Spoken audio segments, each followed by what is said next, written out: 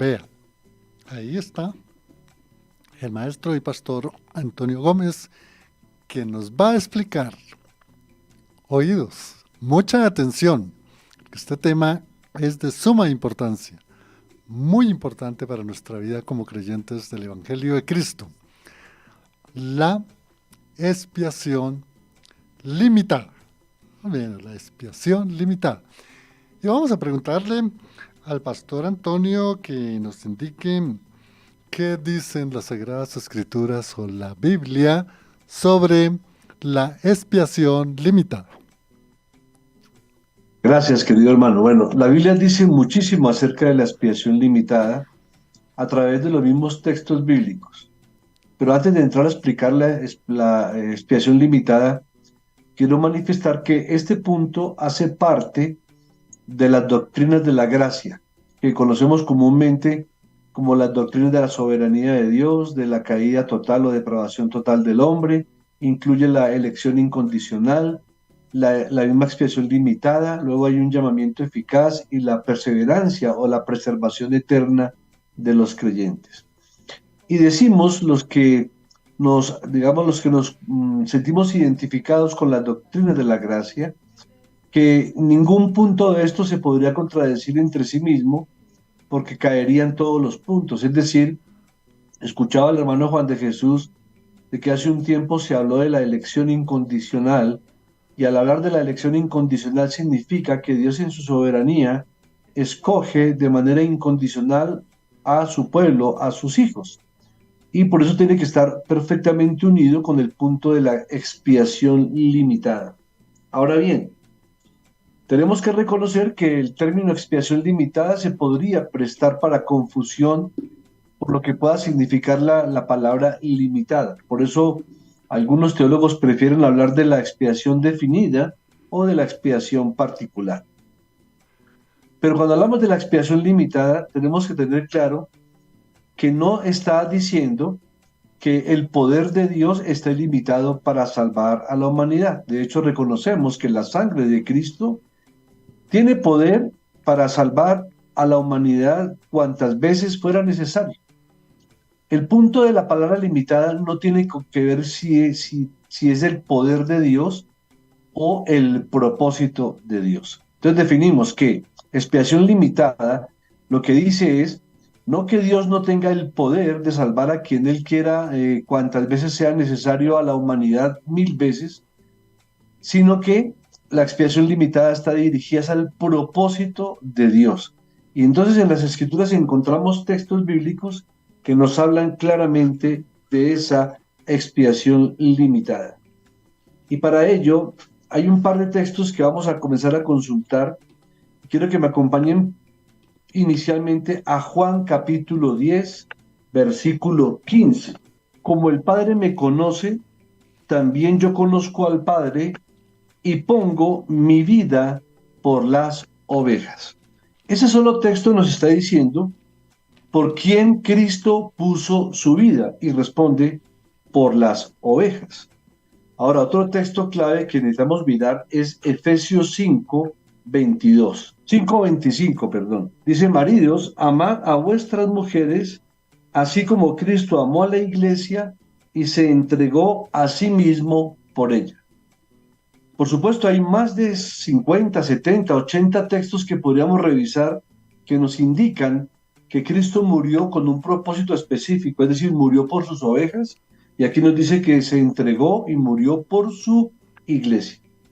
Entonces, antes de responder con mayor claridad qué significa la expiación limitada, basado en esos dos textos que acabamos de leer, tendríamos entonces que preguntarnos por quién fue que Cristo murió. ¿Por los pecados de quién pagó Cristo? ¿O por quién Cristo reconcilió a un grupo de personas con Dios? Y una pregunta que es de vital importancia para todo creyente es la siguiente: ¿a quién sustituyó Cristo? Porque la Biblia nos enseña que Cristo murió sustitutivamente por cada uno de los creyentes. Y también cuál fue su intención o cuál fue su propósito al morir. Y surgen entonces dos corrientes teológicas. una corriente teológica que se conoce con el apellido de arminiano y otra corriente teológica que se identifica como corriente calvinista. Ahora, muchos dirán, pero es que nosotros no seguimos a hombres, seguimos a Cristo. Sí, por supuesto. Simplemente estas corrientes son apellidos teológicos que nos ayudan a identificar las posturas que cada una de estas corrientes tomó. Por ejemplo, la corriente arminiana vela por una salvación universal de Cristo. Y en honor a la verdad, ellos se basan en 2 o 3 textos bíblicos que podrían dar a entender que Cristo murió universalmente por toda la humanidad. Y tenemos la corriente calvinista que dice que Cristo murió por un pueblo escogido, murió por unas ovejas y murió específicamente por su iglesia. La corriente universalista o arminiana que dice que Cristo murió por todos, en cierto modo tiene un gran problema, y el problema es que si Cristo murió por toda la humanidad y la mayoría de la humanidad se está condenando en su maldad y en su pecado, entonces tendríamos que reconocer que el sacrificio de Cristo no fue suficientemente poderoso para salvar a toda la humanidad. Y lo que ellos argumentan es que Cristo lo que hizo fue posible la salvación para todos, pero que solamente la puede obtener el que la tome. Y esto generaría otro problema. Y entonces es que la salvación reposaría sobre los hombros y en la responsabilidad única del ser humano, pero cuando uno mira en las doctrinas de la gracia la condición del ser humano, que dice que estábamos muertos en delitos y pecados, pues es muy difícil que una persona que está espiritualmente muerta en delitos y pecados se pueda resucitar a sí misma, espiritualmente hablando, y aceptar la salvación de Cristo o tomarla. En un sentido, la palabra expiación limitada tal vez favorecería más la postura universalista. ¿Por qué? Porque ellos reconocen que no todo el mundo se salva. De hecho, reconocen que la mayoría del mundo se está perdiendo. Luego, está limitada ¿a quiénes? A los que creen. Pero ¿quiénes son los que pueden creer? Bueno, los que han sido llamados, los que han sido regenerados, los que han sido escogidos, los que han sido predestinados y a quienes el Espíritu Santo les ha aplicado la salvación de Cristo en sus corazones. Entonces, ya con ese preámbulo, vamos a mirar también los textos que apoyan la postura arminiana. Por ejemplo, Juan 3:16, que dice, porque de tal manera amó Dios al mundo que ha dado a su Hijo unigénito. Pero ahí hay un pero, o hay una proposición que dice, para que todo aquel que en él cree no se pierda, mas tenga vida eterna.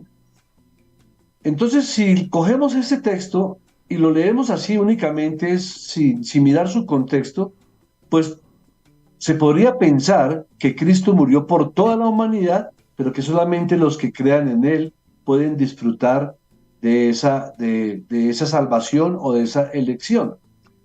Pero ¿qué ocurre si vamos al todo el capítulo de Juan y cuando leemos en Juan 1:12, dice que más a todos los que le recibieron, a los que creen en su nombre, les dio potestad de ser hechos hijos de Dios? Hasta ahí diríamos que Juan 1:12 y Juan 3:16 están como de la mano. Pero cuando seguimos leyendo a Juan 1:13 dice, los cuales no son engendrados, y escuchemos esto, ni por voluntad de carne, ni por voluntad de varón, sino de Dios. Entonces ahí Juan nos da el contexto general. No podemos separar Juan 3:16 de todo el propósito del Evangelio de Juan, porque uno de los puntos que hablamos claramente cuando estudiamos la palabra de Dios es que la palabra de Dios se interpreta a sí misma, lo que conocemos como el principio o la doctrina de la analogía de la fe. La escritura se tiene que interpretar por las mismas escrituras y es por esa razón que podemos afirmar con certeza que las escrituras no se contradicen absolutamente en nada.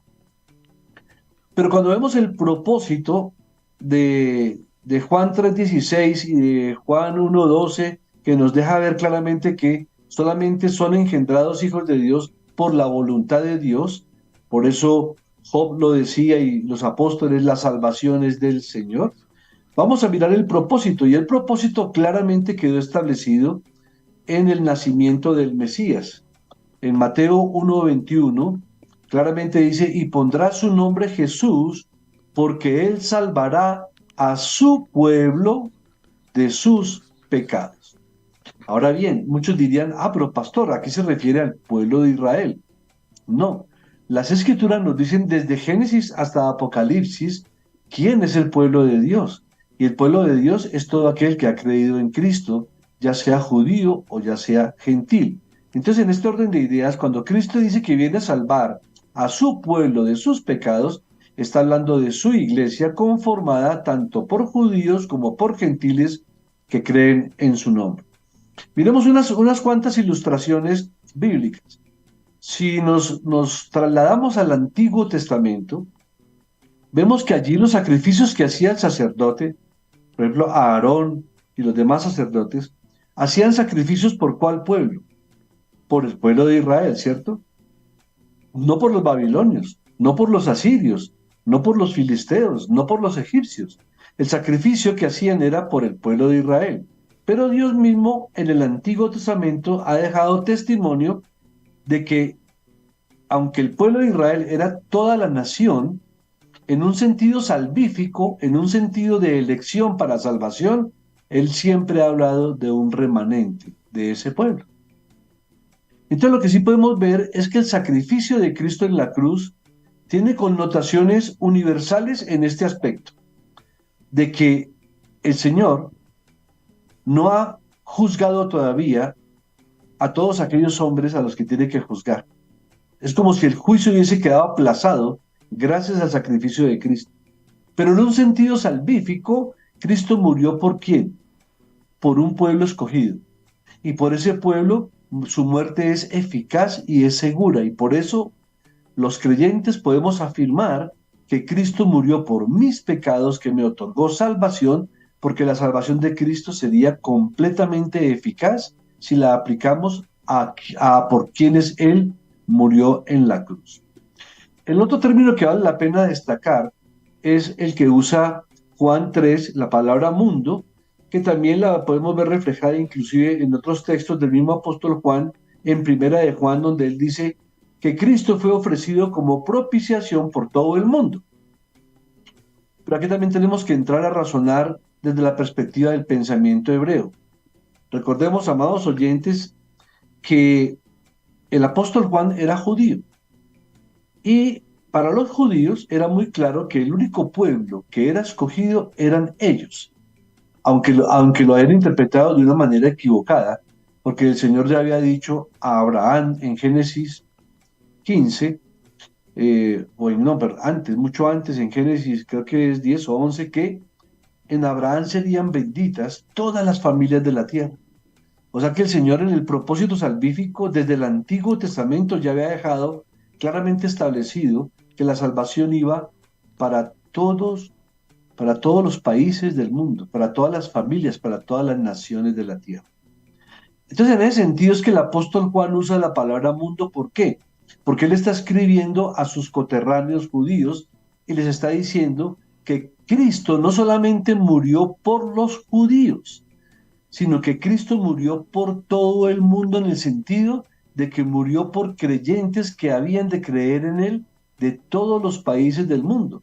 Y eso lo encontramos al final de la Biblia en Apocalipsis, cuando dice que a Él lo alabarán todos los que de toda nación, lengua, tribu, raza, lo invocan o lo invocaron como Salvador Sí, y que Él era el fruto de la aflicción de su sacrificio, y el fruto de la aflicción es que su pueblo escogido es la iglesia. Ahora, vale la pena notar dos cosas, que la iglesia de Cristo no es una, no es una nueva religión, no es un nuevo pueblo, no, la iglesia de Cristo es la extensión del pueblo escogido de Dios, de ese remanente de israelitas que fueron escogidos para salvación, dentro de los cuales está, por supuesto, el apóstol Pablo, Pedro, Juan, Andrés, Bernabé, Marcos y todos aquellos que creyeron en Cristo en su condición de judíos, y el Señor siempre se ha reservado un remanente, a veces es más pequeño, a veces es más amplio. Recuerden el caso del profeta Elías cuando le dijo, Señor, solo yo he quedado y quieren matarme. Y el Señor le dice, no, yo tengo reservados 7,000 que no han doblado la rodilla ante Baal. Ahora, vale la pena preguntar lo siguiente. Cuando la Biblia nos menciona en el libro de Elías que él derrotó a los 400 profetas de Baal, la pregunta es, ¿esos 400 profetas de Baal eran judíos o no? Por supuesto que eran judíos. Pertenecían al pueblo de Israel que estaba gobernado por Acab y por Jezabel. Y también entendemos que Jezabel instauró 450 sacerdotes de Baal también. ¿De dónde lo sacó? Pues del mismo pueblo judío. Pero allí el Señor le dice a Elías que él tiene reservado un remanente de 7.000 que no han doblado sus rodillas. Entonces ahí podemos ver que no podemos separar el tema de la expiación limitada o particular de la misma elección incondicional de Dios o del remanente que Dios siempre ha tenido para salvación. Y ese remanente aplica tanto a los judíos como a los gentiles. No sé si hasta aquí hay claridad o hay alguna inquietud al respecto. Para un mejor entendimiento y como para poder resumir, y lo que yo pude tomar acá de lo dicho por el pastor, bien interesante, la explicación muy bíblica, muy ajustada a las Sagradas Escrituras, es que debemos tener, amigo oyente, en primer lugar, conocimiento de todos estos temas que al inicio del programa, como un preámbulo, indiqué que debíamos realmente estudiar. Son alrededor de unos 30 programas en donde debemos conocer muy bien esa temática para poder entender lo que es la expiación limitada. Yo voy a tratar de hacer como una especie de lo que yo entendí. Hay que entender la expiación limitada como un concepto teológico que se desprende de la teología de la reforma o teología reformada. Eso es un punto muy importante que hay que tener en cuenta.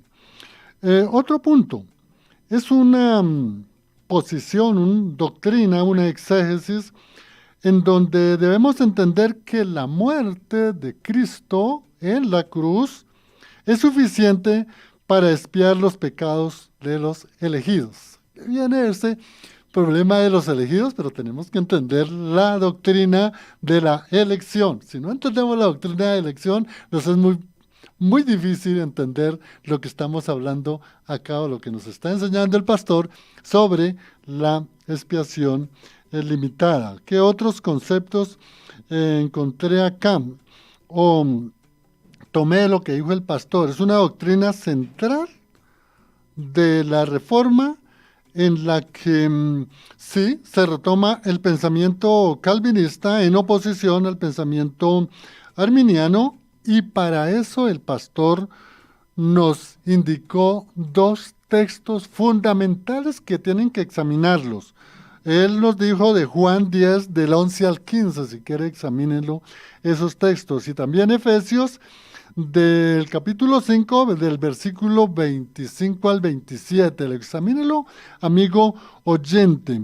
¿Qué podemos también decir acá?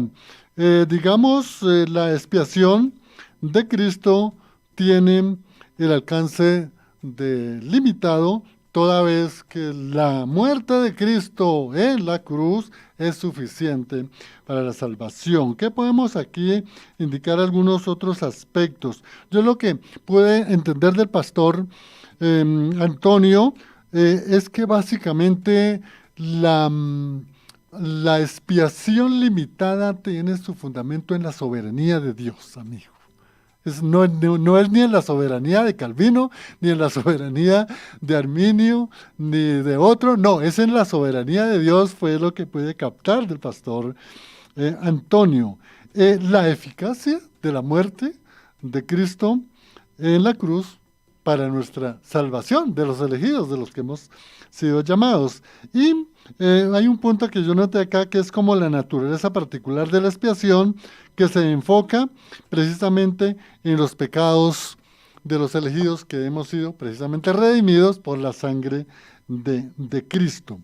Esto lo indicaba como para ir entendiendo, porque, por ejemplo, mire, mi amado pastor Antonio, aquí tenemos una inquietud de Alberto A. Contreras Chávez. Y es muy valiosa, pienso, su comentario que él hace, pero qué bueno poderle absolver esta inquietud a nuestro hermano Alberto, Pastor Antonio. Él dice lo siguiente: la diferencia es aquí, dice, la diferencia es que aquí se cree en las 5 doctrinas de la gracia.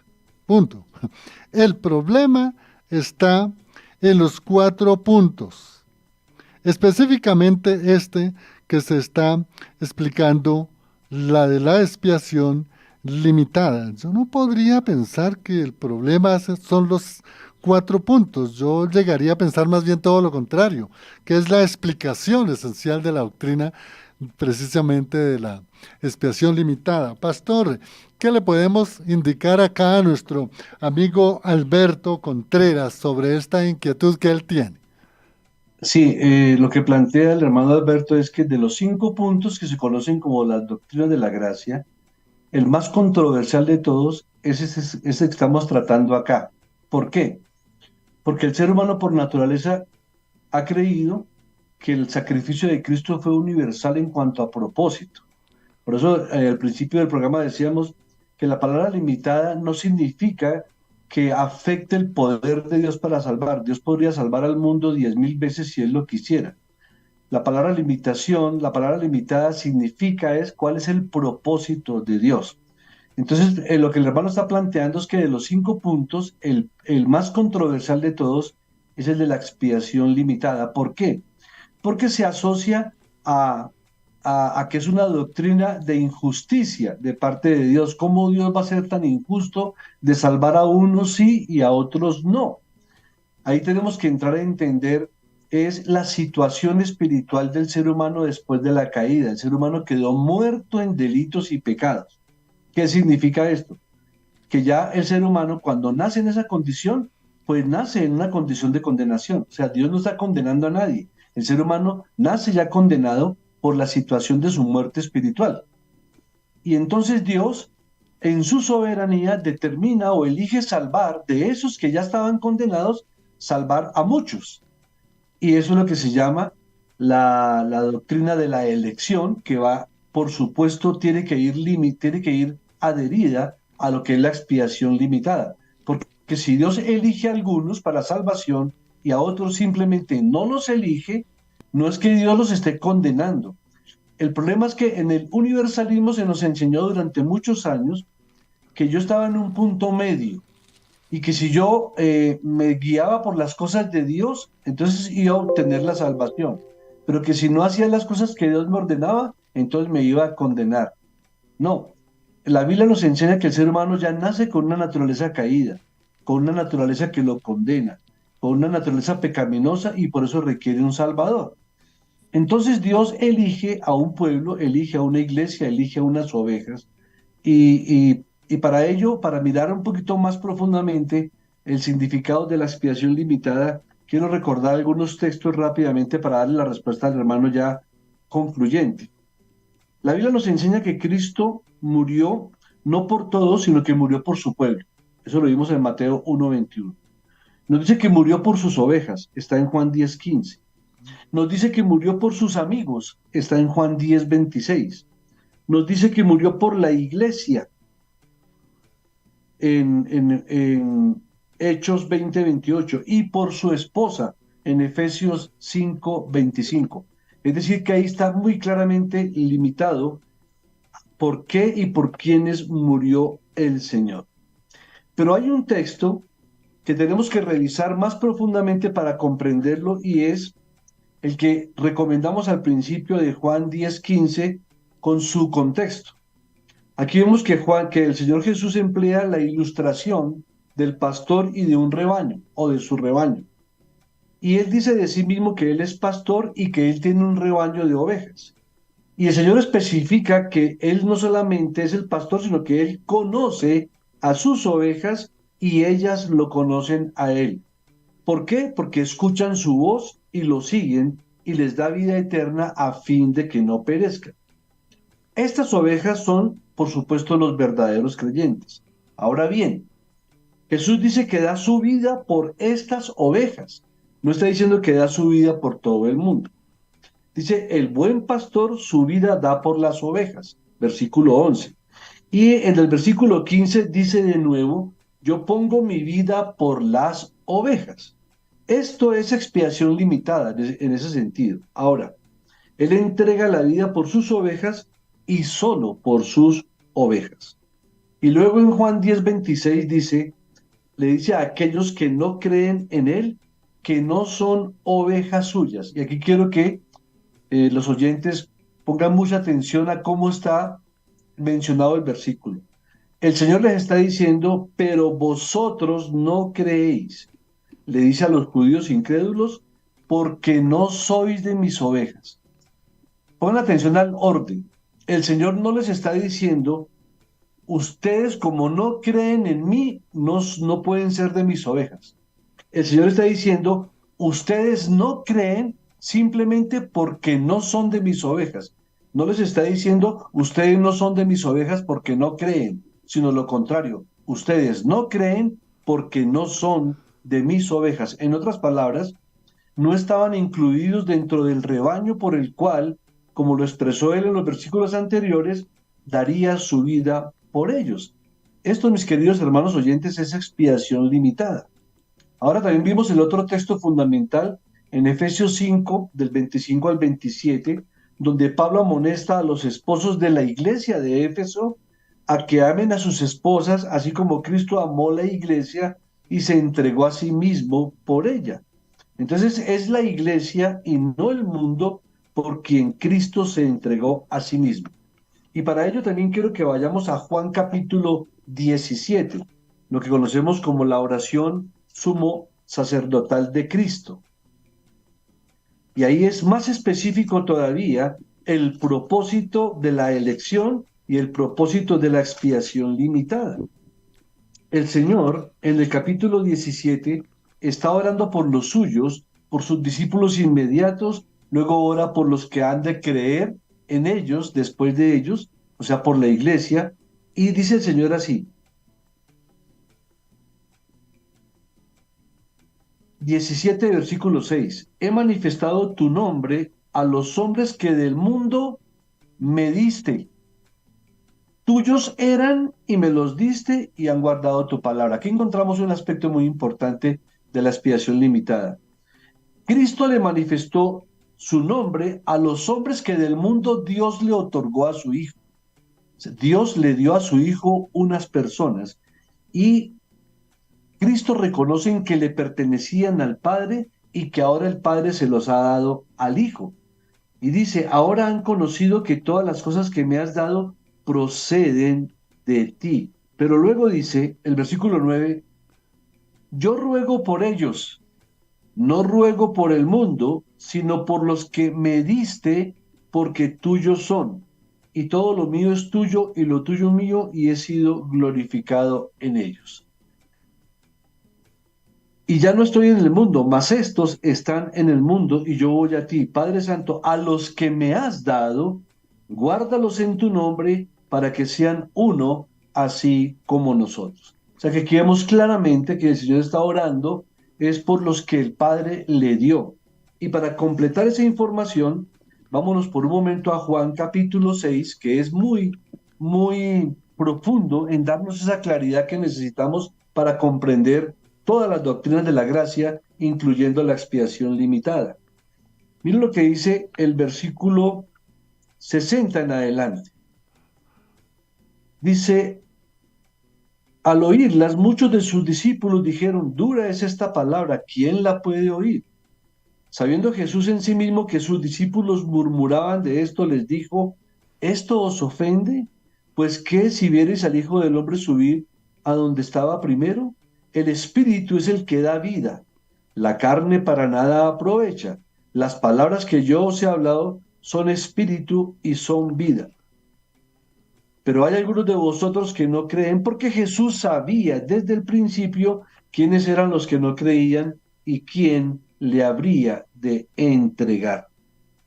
Pero quiero que revisen por un momento el propósito en el mismo Juan, capítulo 6, pero los versículos, digámoslo, para no extenderme mucho, 47 en adelante. De cierto os digo, el que cree en mí tiene vida eterna. Yo soy el pan de vida. Vuestros padres comieron el maná en el desierto y murieron. Hasta ahí podríamos decir, pero es que yo soy el que tengo que creer, por supuesto. Pero vamos a ver por qué pudo creer. Este es el pan que desciende del cielo para que el que de él come no muera. Yo soy el pan vivo que descendió del cielo. Si alguno comiere de este pan, vivirá para siempre, y el pan que yo daré es mi carne, la cual yo daré por la vida del mundo. Entonces los judíos contendían entre sí diciendo, ¿cómo puede éste darnos a comer su carne? Jesús les dijo, de cierto os digo, si no coméis la carne del Hijo del Hombre y bebéis su sangre, no tenéis vida eterna en vosotros. O sea, era un lenguaje que era muy difícil de comprender para el judío de la época. Pero resulta, aquí lo que estoy haciendo es una exégesis hacia atrás, viendo el contexto hacia atrás, desde Juan capítulo 6, versículo 60 hacia atrás. Y aquí claramente el Señor está explicando que Él es el pan de vida y que es necesario comer el pan y beber su sangre. Ahora ellos lo entendieron de manera literal, no lo entendieron de manera espiritual y por eso rechazaron el mensaje. Pero para que quede determinado que el sacrificio de Cristo fue limitado, los quiero llevar al versículo 31 ahí del capítulo 6, porque está hablando del pan de vida. Dice, nuestros padres comieron el maná en el desierto, como está escrito, pan del cielo les dio a comer. Y Jesús les dijo, de cierto os digo, no os dio Moisés el pan del cielo, mas mi Padre os da el verdadero pan del cielo, porque el pan de Dios es aquel que descendió del cielo y da vida al mundo. Y le dijeron, Señor, danos siempre este pan. Jesús les dijo, yo soy el pan de vida. Y escuchen esto, mis hermanos, el que a mí viene nunca tendrá hambre y el que en mí cree no tendrá sed jamás. Mas os he dicho que aunque me habéis visto, no creéis.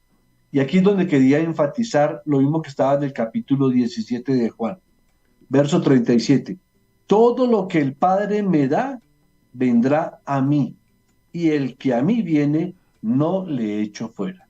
Entonces la pregunta es, ¿Dios el Padre le dio a toda la humanidad a Cristo para que muriera por toda la humanidad?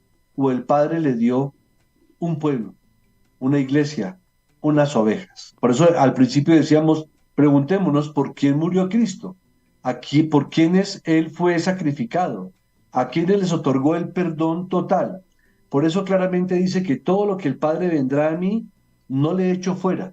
Si tú fuiste a Cristo, querido oyente, y pensaste que lo habías hecho voluntariamente, aquí te va a quedar revelado claramente o explicado que si tú fuiste a Cristo de manera sincera y genuina, fue porque el Padre te envió a Cristo.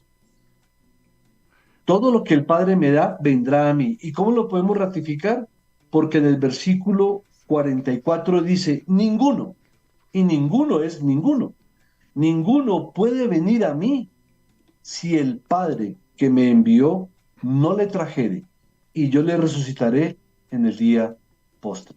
Bien, Estos pastor. textos son tan claros en ese Bueno, sentido. el tiempo se nos pasó, pastor, Sí. y Ay, pudiéramos concluir en 3 minuticos, pastor. En conclusión, ¿qué es lo que realmente nos enseña la expiación limitada? Tenemos 3 minuticos, pastor.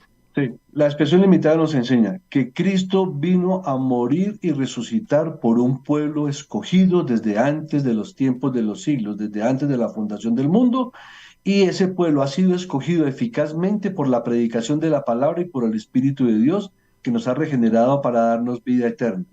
Y ninguno de los que el Padre le dio a Cristo, Cristo no perdería ninguno. En ese sentido, la salvación de Cristo es 100% eficaz, es 100% efectiva y por eso no se puede perder. Cuando decimos que la salvación la podemos perder es porque en realidad nunca la obtuvimos o creímos obtenerla por nuestros propios medios o nuestras propias fuerzas. Pero la expiación limitada lo que garantiza es la salvación y la vida eterna a todos aquellos por los cuales Cristo murió, Cristo amó y por los cuales Cristo sustitutivamente entregó su vida. Bien, pastor, estamos muy bien de tiempo, nos queda 1 minutico, con 2 minuticos nos quedan, pero quisiera entonces, pastor, que pudiéramos, porque esta es una doctrina que tiene mucha oposición, tiene mucho debate, pero yo pienso, pastor, que es porque no se ha abordado todo lo que realmente es la doctrina de la reforma o teología reformada, que el pastor nos indicara en qué consiste en verdad que muchas personas, bueno, voy a hablar de una mayoría realmente, Sí, consideran más en la doctrina más bien universal, en que, como lo decía el pastor en Juan 3:16, pues Jesús murió por todo el mundo, entonces como murió por todo el mundo nos vamos a salvar y caemos en lo que el pastor dijo, el universalismo. Y el sí. universalismo nosotros sabemos que la iglesia principal que lo practica es la iglesia papal romana, porque para ellos no es sino uno bautizarse y pertenecer a la iglesia católica y ya uno está salvo. Pero qué bueno, pastor, que les pudiéramos explicar por qué hay tanta oposición a esta doctrina de la expiación limitada. No se conoce, no se enseña, no se ha estudiado a fondo la teología reformada, pastor. ¿Qué les podemos decir a los amigos en Sí. estos breves segunditos que nos quedan? Sí, no, se ha enseñado, partamos del principio que la teología reformada nació de la teología bíblica, es decir, la misma Biblia fue la que llevó a la teología sistemática a entender estos temas. El universalismo es atractivo para el ser humano, o sea, porque le facilita el asunto de que, tranquilo, tú puedes seguir viviendo como tú quieras, nada te va a pasar, nadie te va a condenar, Dios es amor, Dios salva a todo el mundo porque Él, su Hijo, murió absolutamente por todo el mundo. Y eso hace que la gente caiga en esa falsa sensación de una salvación que no es cierta, a tal punto en que miramos que, por ejemplo, un cantante de rock, un cantante de vallenato, muere en condiciones gravemente pecaminosas. ¿Y qué es lo que dice la gente? Se convirtió en un angelito, ahora está en el cielo y está tocando el acordeón, está tocando el vallenato allá en el cielo, y el cielo debe estar contento porque fulano de tal era un excelente músico, y como nadie se pierde, nadie se condena, entonces allá el cielo debe estar contento de que tengamos vallenato, salsa, rock, de todo tipo de diversiones y de atracciones, porque así es como el universalismo entiende que Dios es amor, que no condena absolutamente a nadie. Y esa doctrina se enseñó, pero va involucrado también el orgullo espiritual del ser humano. Porque el ser humano dice, no, pero ¿cómo es posible que Dios vaya a elegir a unos y a otros? No, no, yo voy a luchar por mi salvación y creo que la puedo obtener si hago buenas obras, si me porto bien, si cumplo la ley de Dios. Entonces Él tiene que escucharme y tiene que tener en cuenta mis propios sacrificios. Entonces eso también anima a que la gente piense que se puede salvar por sus propias fuerzas. Pero lo voy a decir para finalizar una frase de Carlos Spurgeon. Spurgeon decía, yo nunca he escuchado a un universalista decir, Señor Jesucristo, tú tienes que estar agradecido conmigo porque yo decidí elegirte a ti. Porque según el universalismo, el que decide la salvación es uno y no Dios, sino que Dios la hace posible para todos, pero no se la garantiza a nadie. Entonces Spurgeon decía, yo nunca he escuchado a un universalista orar de esa manera, porque será una oración que sería totalmente antibíblica. Todo el mundo ora diciendo, Señor, te doy gracias porque me Mm. salvaste. Y cuando digo todo el mundo, me refiero a todo el mundo de los creyentes que han sido llamados a redención. Mientras que los reformados creemos, o los que estamos afiliados a esa doctrina reformada que es bíblica, creemos que Dios aseguró la salvación por todos aquellos que hemos creído y los que van a creer en Él, porque Él determinó que es a través de la predicación del Evangelio que sus escogidos serán traídos a salvación y que no dejará perder ni uno solo de los que el Padre le dio. Es en ese sentido que la expiación es limitada y es en ese sentido por el cual el universalismo la rechaza, porque no pueden entender cómo Dios puede salvar a unos y no salvar a otros. Pero ahí tenemos que entrar también a hablar de la soberanía de Dios y de los propósitos de Dios para la salvación. Bueno, pastor, pastor Antonio, Dios lo bendiga, gracias por esa exposición, una doctrina de suma importancia entenderla. Y tal vez resumo lo último que estaba diciendo el pastor, ¿no? Digamos ahí como ciertos argumentos en contra de la expiación limitada. Y uno de esos argumentos es precisamente lo que nos explicó el pastor, el universalismo, ¿no? Que todos nos vamos a salvar. Otro es la naturaleza que ver nosotros en que como Cristo murió en la cruz y Él es amor, entonces con mi sola decisión de buscar a Cristo, buscar a Dios por medio de Cristo, hacer Ujú. buenas obras y hacer muy buena gente, entonces ya también soy salvo. Y lo mismo, esto crea mucha tensión entre los creyentes, porque realmente yo sigo pensando que esta doctrina hace falta mayor enseñanza, mayor entendimiento, mayor análisis contextual, y por eso era Sí. que, amigo oyente, en el comienzo del programa les indicaba que los invitamos para que entren nuevamente a la plataforma y ahí tenemos por lo menos unos 20 o 25 contenidos que nos pueden enseñar cómo realmente y por qué la doctrina de la expiación limitada es algo muy importante, la expiación limitada, entenderla a la Ujú. luz de las Sagradas Escrituras. Gracias, Pastor Gómez. En el Control Master nos acompañó Lorena, quien nos habló en el Impulso, Juan de Jesús Sánchez Aponte. Bendiciones, hasta otra oportunidad, si así el Señor no lo concede. Bendiciones.